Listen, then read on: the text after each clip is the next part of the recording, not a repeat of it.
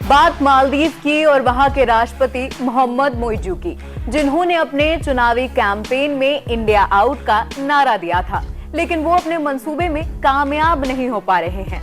नमस्कार, मेरा नाम श्रुति है, आप देख रहे हैं एनबीटी ऑनलाइन।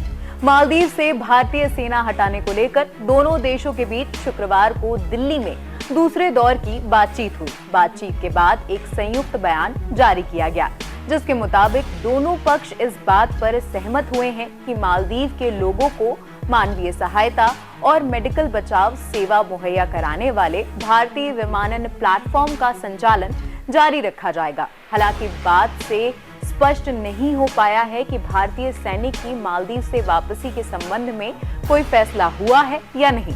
भारतीय विदेश मंत्रालय के मुताबिक हाई लेवल कोर ग्रुप की अगली बैठक अब माले में होगी। इसकी तारीख दोनों पक्षों की सहमति से तय की जाएगी।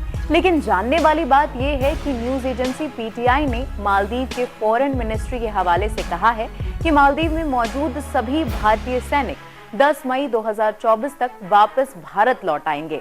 इसका पहला चरण 10 मार्च को तय हो जाएगा। लेकिन बयान के कुछ घंटे पहले भारतीय विदेश मंत्रालय ने कहा कि दोनों देश इस बात पर राजी हुए हैं कि इस मसले का हल दोनों देश मिलकर निकालेंगे। बातचीत का तीसरा दौर मालदीव की राजधानी माले में होगा। भारत के 80 नौसैनिक मालदीव में मौजूद हैं। ये नॉन मिलिट्री ऑपरेशन में वहां की सेना की मदद करते हैं। मालदीव के चीन परस्त राष्ट्रपति मोहम्मद मोइजू चाहते थे कि भारत अपने सैनिकों को उनके देश वापस बुला ले। इसके लिए उन्होंने 15 मार्च 2024 की डेडलाइन दी है।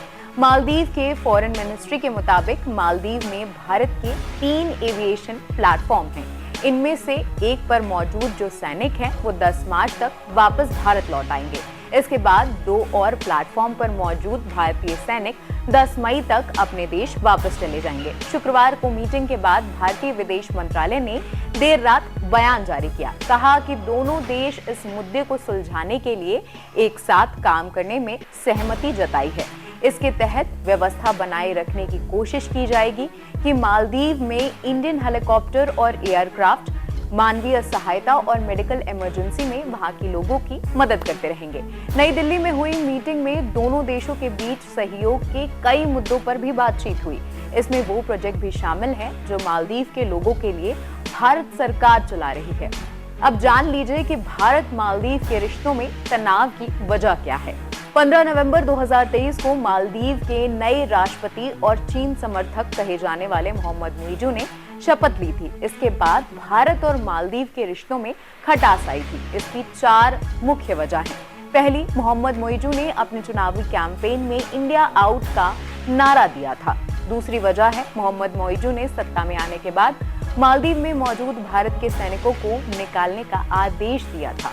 तीसरी वजह है, भारत के साथ हाइड्रोग्राफिक सर्वे एग्रीमेंट खत्म करने की घोषणा की थी। चौथी वजह है, मालदीव के 2 मंत्रियों ने प्रधानमंत्री नरेंद्र मोदी के लक्षद्वीप विजिट को लेकर उनके और भारत के खिलाफ आपत्तिजनक टिप्पणी कर दी थी। आपको ये खबर कैसी लगी, हमें कमेंट सेक्शन में जरूर बताएं और भी ऐसी खबरों के लिए जुड़े रहें एनबीटी ऑनलाइन के साथ।